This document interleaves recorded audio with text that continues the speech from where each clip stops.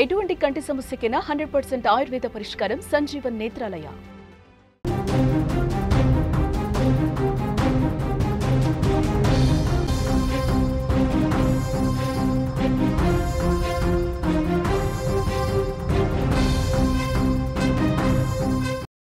Breaking news చూస్తున్నాం. ఏపీలో సంచలనంగా మారింది ట్రిపుల్ మర్డర్ కేసు. భార్య, ఇద్దరు పిల్లల హత్యపై దర్యాప్తు కొనసాగుతోంది. మృతురాలి ఉంగరాలు, సెల్ ఫోన్స్ మిస్ అయ్యాయి. నిందితుల కోసం పోలీసులు అన్వేషిస్తున్నారు. భర్తను ప్రశ్నిస్తున్నారు పోలీసులు. దొంగతనానికి వచ్చి హత్య చేశారా, తెలిసిన వారు చేశారా అనే కోణంలో దర్యాప్తు చేస్తున్నారు. శనివారం రాత్రి సామర్లకోటలో ఈ హత్య జరిగింది. ఈ ట్రిపుల్ మర్డర్ సంచలనంగా మారింది ఏపీలో. కాకినాడ జిల్లా సామర్లకోటలో జరిగిన తల్లి, ఇద్దరు కుమార్తెల హత్యలపై మిస్టరీ ఇంకా కొనసాగుతుంది. వారి హత్యకు కారకులు ఎవరు, ఇంకా కారణం బయటకు రాలేదు. నిందితుల కోసం పోలీసులు అన్వేషిస్తున్నారు. సీరియస్గా దర్యాప్తు చేస్తున్నారు. సామర్లకోట ప్రభుత్వ జూనియర్ కాలేజీ వెనుక సీతారామ కాలనీలో ఈ 3 హత్యలు జరిగాయి. ఆ కాలనీలో నివాసం ఉంటున్న లారీ డ్రైవర్ ధనుప్రసాద్ భార్య, ఇద్దరు పిల్లలు శనివారం రాత్రి కిరాతకంగా చంపబడ్డారు. హత్య జరిగిన సమయంలో ధనుప్రసాద్ డ్యూటీకి వెళ్ళిపోయాడు. నైట్ డ్యూటీ ముగించుకుని తెల్లవారుజామున ఆదివారం రోజు వచ్చేసరికి ముగ్గురు కూడా రక్తపు మడుగులో పడున్నారు. ఈ హత్య ఎవరు చేశారు అన్నదానిపై క్లారిటీ రాలేదు. పోలీసులు భర్తను అదుపులోకి తీసుకుని ప్రశ్నిస్తున్నారు. ఎవరితోనైనా కలహాలున్నాయా, కుటుంబంలో ఏమైనా విభేదాలున్నాయా, అన్ని కోణాల్లో కూడా ప్రశ్నిస్తున్నారు. ఇదే విషయానికి సంబంధించి మరింత ఇన్ఫర్మేషన్ తెలుసుకునే ప్రయత్నం చేద్దాం. మా ప్రతినిధి అనుశ్రీ ఫోన్లైన్లో అందుబాటులోకి వచ్చారు. ఎస్ అనుశ్రీ, ఈ ట్రిపుల్ మర్డర్ కేసుకు సంబంధించి పోలీసుల దర్యాప్తు ఏ విధంగా జరుగుతుంది? భర్తను ప్రశ్నిస్తున్నారు కదా, ఏంటి, ఏమైనా లేటెస్ట్ ఇన్ఫర్మేషన్ ఉందా? కాకినాడ జిల్లా సామర్లకోటలో ఈ దారుణ ఘటన చోటు చేసుకుంది. ఎవరైతే వివాహిత ఇద్దరు పిల్లలు తమ ఇంట్లోనే దారుణ హత్యకు గురయ్యారు. సామర్లకోట ప్రభుత్వ జూనియర్ కాలేజ్ వెనకతల సీతారాం కాలనీ ఉంది. ఆ కాలనీలోనే మూలపర్తి ధనుప్రసాద్ కుటుంబంతో జీవిస్తున్నాడు. ధనుప్రసాద్ లారీ డ్రైవర్ గా పనిచేస్తాడు. అయితే ఆదివారం రాత్రి ధనుప్రసాద్ డ్యూటీకి వెళ్లిపోయాడు. అయితే సోమవారం తెల్లవారుజామున ఇంటికి వచ్చేసరికి భార్య కానీ పిల్లలు కానీ ఎవరూ నిద్ర లేవలేదు. ఆ టైంకి రోజు కూడా నిద్ర లేచి తలుపులు తెరిచే ఉండేవి. అయితే తలుపులు మూసి ఉండడంతో ఎంత కొట్టినా తీయలేదు. దీంతో ధనుప్రసాద్ కి అనుమానం వచ్చి ఏదైతే ఆ ఇంటి వెనక భాగానికి చేరుకున్నాడు. అక్కడ ఏసీ కూడా అప్పటికి ఆన్ లోనే ఉంది, పనిచేస్తూనే ఉంది.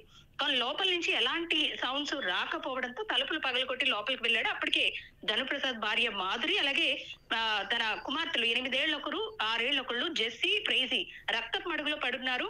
ఇంట్లో భార్య, ఇద్దరు చిన్నారులు విగత జీవులుగా పడి ఉండడంతో ధనుప్రసాద్ బోరున విలపిస్తూ బయటకు వచ్చి చుట్టుపక్కల వాళ్ళకి చెప్పడం జరిగింది. అయితే వారి మృతదేహాలను చూసి కన్నీటి పర్యంతమయ్యాడు. ఈ ఘటనపై స్థానికులు కూడా పోలీసులకి అప్పటికప్పుడు సమాచారం అందించారు. దీంతో ఎస్పీ బిందు మాధవ్ కూడా, స్పెషల్ డిఎస్పీ సత్యనారాయణ, అలాగే శ్రీహర్రాజు, సిఐ కృష్ణ భగవాన్ వీరంతా కూడా ఘటనా స్థలానికి చేరుకున్నాడు. క్లూస్ టీమ్ సహాయంతో ఆధారాలు కూడా సేకరించారు. అయితే డాగ్ స్క్వాడ్ సైతం రప్పించి ఆధారాలు సేకరించారు. మాధురి తలపై దుండగులు బలమైన ఆయుధంతో దాడి చేశారు. దీంతో ఆమె తల నుజ్జు అయిపోయింది. అలాగే తలపై కొట్టడంతో పలు కోణాల్లో కూడా పోలీసులు దర్యాప్తు చేస్తున్నారు.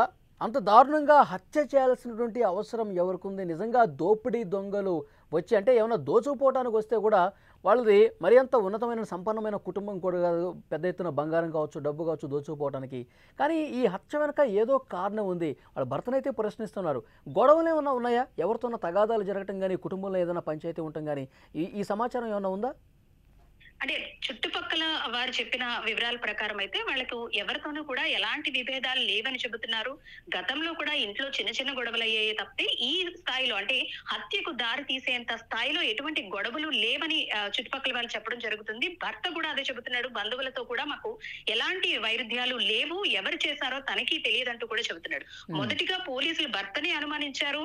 తానే ఈ పని చేసుండొచ్చు, ఎందుకంటే తను కూడా ఇంటి వెనక నుంచి లోపలికి వెళ్ళడం, డాగ్ స్క్వాడ్ కూడా ఇంటి వెనకాతలే తిరగడంతో ఫస్ట్ భర్తనే అనుమానించారు. కానీ భర్త ఏదైతే లారీ డ్రైవర్ గా పనిచేస్తున్నాడో తను నైట్ షిఫ్ట్ లో ఉన్నట్టు ఆఫీస్ వర్గాలన్నీ కూడా చెప్పడంతో ఆయన మీద అనుమానం అయితే ప్రస్తుతానికి లేదు. కానీ 2 ఉంగరాలు అలాగే 2 సెల్ ఫోన్లు ఆమె దగ్గర నుంచి చోరీ చేసినట్లుగా పోలీసులు చెబుతున్నారు. దొంగల పనేనేమో అని అనుమానిస్తున్నారు. కానీ ఎంత దొంగల పని అయినా సరే సాధారణ మధ్యతరగతి కుటుంబం, వాళ్ళ వద్ద ఏమి బంగారం గాని నగదు గాని ఉండే అవకాశం లేదు.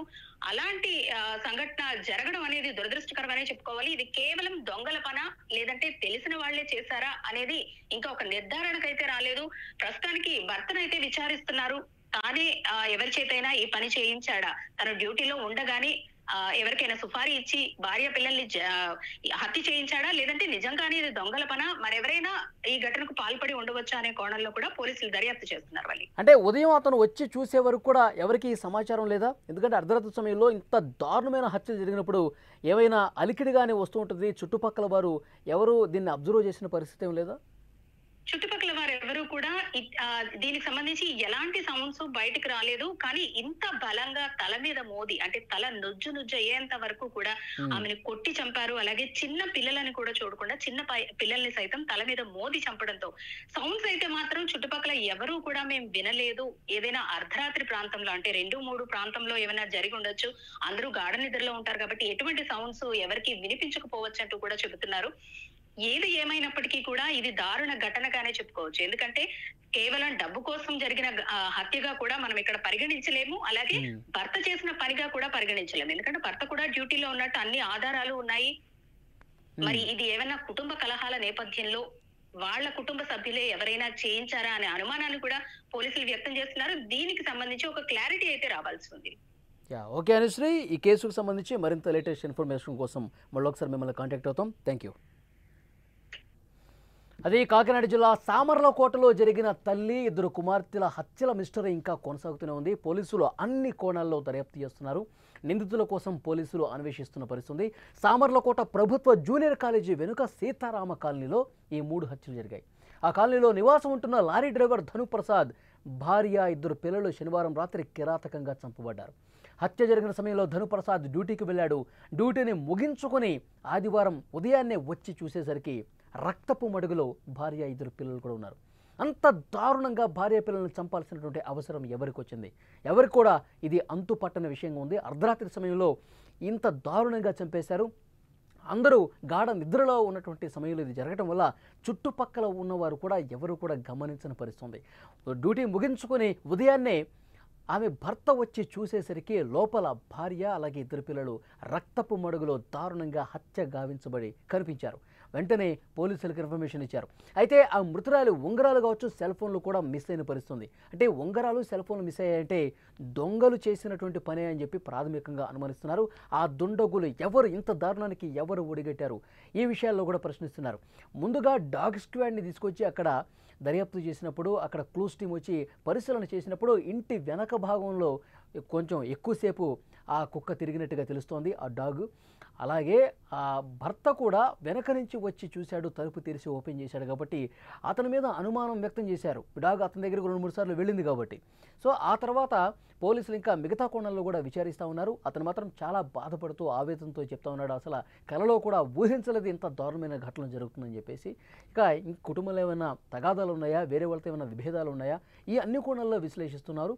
అలాగే దోపిడీ దొంగలు ఎవరైనా, దారిని పోయేటువంటి దొంగలు కేవలం దొంగతనం చేయటం కోసమే ఇంట్లోకి చొరబడి ఈ విధంగా చేశారా, ఇవన్నీ కూడా మరికొద్ది గంటల్లోనే తేలుస్తామని పోలీసు అధికారులు చెప్తున్నారు. మొత్తం అన్నీ నోట్ చేసుకున్నారు. దర్యాప్తు అయితే చాలా వేగంగా జరుగుతున్నారు. ఆంధ్రప్రదేశ్లో ఇదొక సంచలన కేసుగా నమోదైంది. ఎందుకంటే అర్ధరాత్రి సమయంలో ఇంట్లోకి చొరబడి 3 ఒకేసారి చంపటం అనేది చాలా దారుణమైనటువంటి విషయం, బాధాకరమైన విషయం. పోలీసులు అన్ని కోణాల్లో నిష్పక్షపాతంగా విచారణ చేసి మరికొద్ది గంటల్లోనే ఆ నిందితులు ఎవరైతే ఉంటారో వాళ్ళని పట్టుకుంటామని చెప్పి పోలీసులు చెప్తా ఉన్నారు.